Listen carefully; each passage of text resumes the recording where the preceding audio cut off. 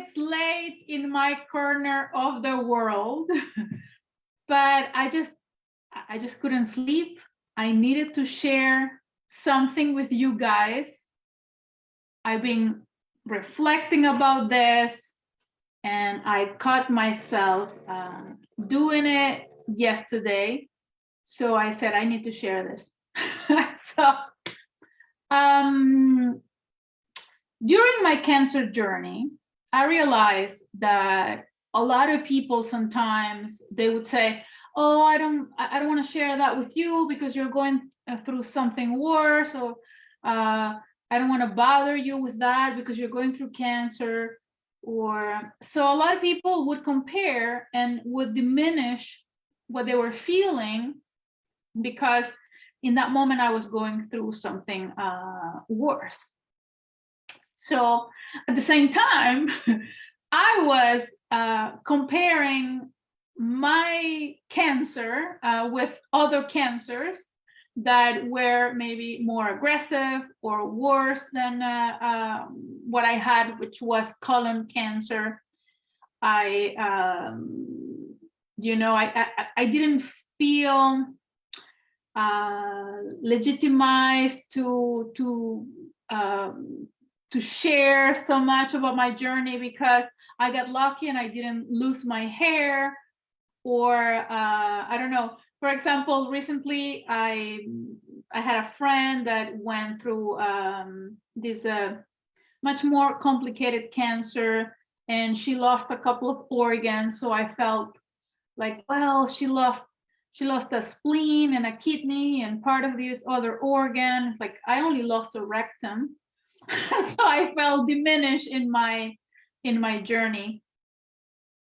And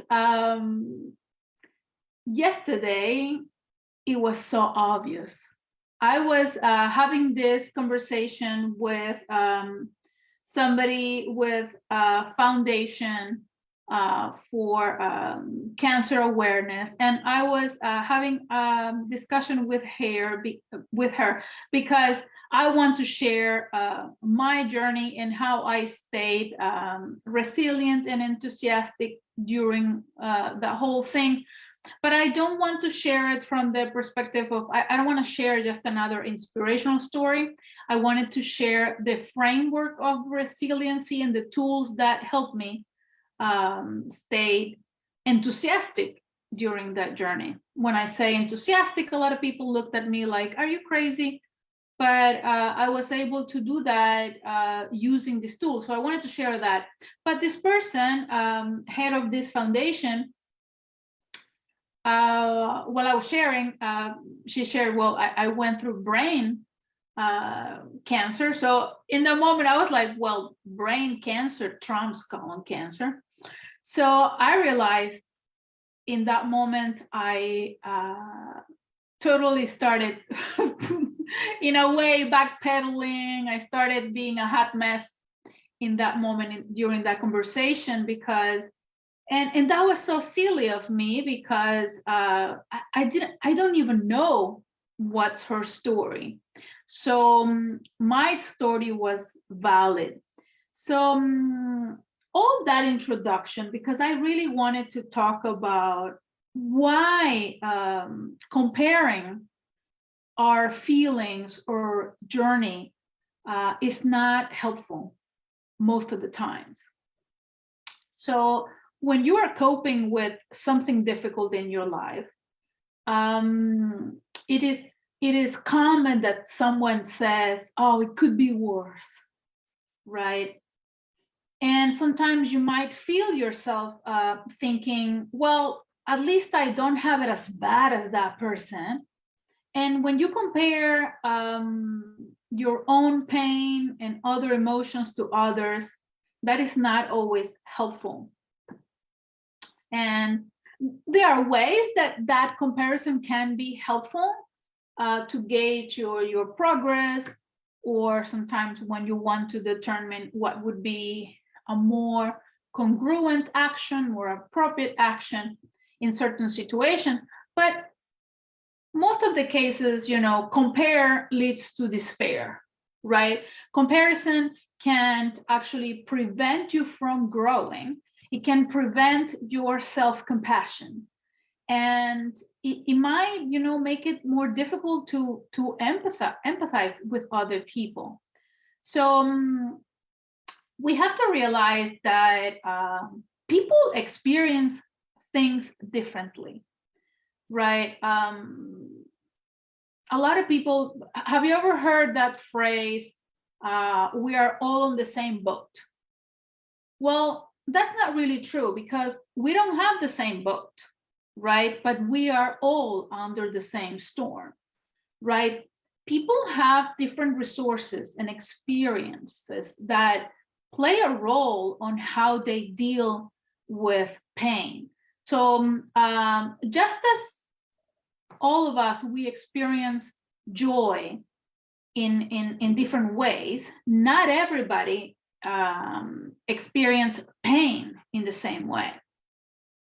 So let's say if you're going through a difficult loss, an emotionally painful loss, sometimes we are tempted to compare to what we're feeling to somebody else that maybe has gone through something that objectively seems worse. But it's important to remember that pain is pain, hurt is hurt. So when you compare your pain to someone else's,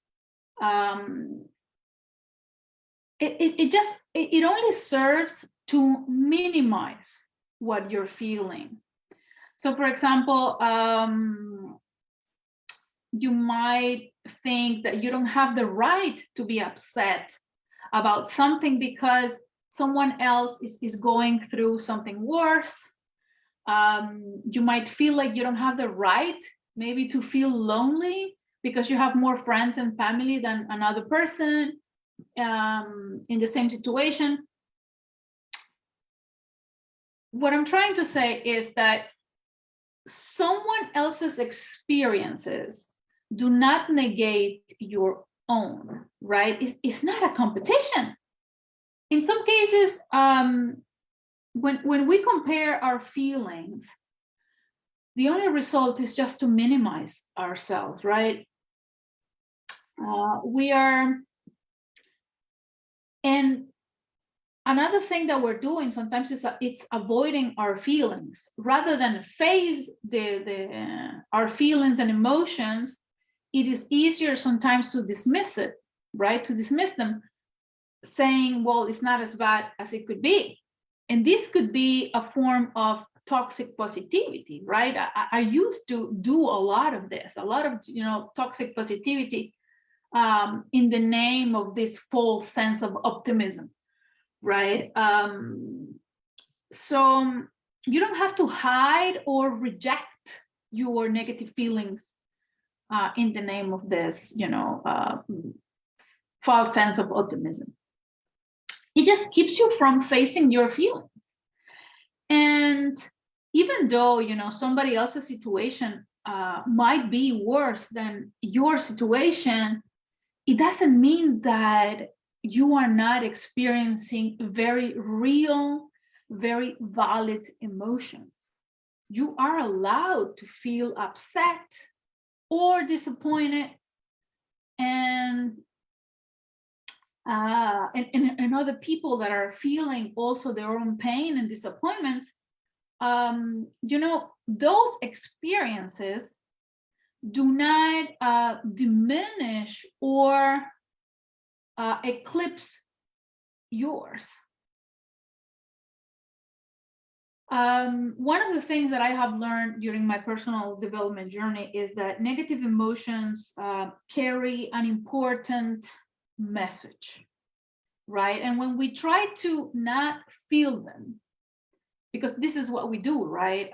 We don't want to feel bad, so we eat the chocolate. We don't want to feel bad, so we have the drink, or we numb ourselves with Netflix, right? So when we don't address those negative emotions, then we miss the message, which could be something needs to change. And that can help us to motivate a lot of changes in our lives, because sometimes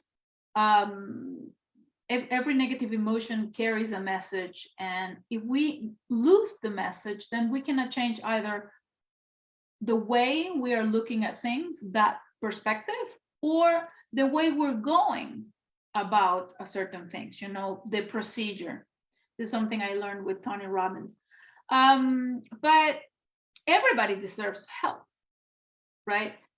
And the problem is that sometimes when we compare our feelings, our emotions, sometimes we don't seek support, right? We don't seek help, or we do it very late because we feel like our issues aren't as serious enough to deserve attention.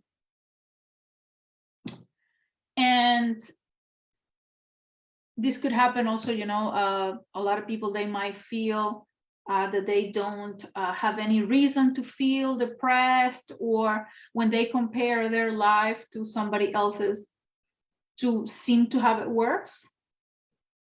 And they might delay that asking for support or, treatment. But most of the cases, this comparison, it leads you to avoid your problems rather than finding a way to address them. And what I'm trying to say is, even if you feel like your problems are not as bad as somebody else's, you still deserve support. You still deserve help, attention, right? You are worthy. You are important. So next time, don't diminish your emotions, because it's not helpful. Give yourself permission to feel what you're feeling, and remind yourself that your emotions are valid, right? We can lean on others, but when we are minimizing our struggles, or we compare our problems to them, we have to avoid that judgment of yourself, but also with other people. Like, if people are sharing with you when they are in that vulnerable place, that is not the moment to judge emotions, and you have to give yourself the same kind of compassion, right? So sometimes we are not really, we are listening with this filter to fix, right, versus to understand. And this is something that I learned the hard way. And sometimes we think that we have to give a solution to their problems versus just being there, allowing that space, right? Sometimes just acknowledging what they're feeling, right? Simply just saying, well, I can imagine how hard that must be, or tell me more. That is a much more helpful way of offering validation and support than forcing them to look on the silver lining. So we have to really pay attention. There's a fantastic video from, it's a very short video, it's 3 minutes, from Brené Brown, that talks about the difference with empathy and sympathy. So we have to pay attention to that. It is dealing with our emotions, even when they are difficult, that allows us to that chance to learn, to grow, and to heal from experiences. if we don't address them, we cannot heal. So I hope that serves you. That was keeping me a little bit up this evening, and I'm happy to share with you guys.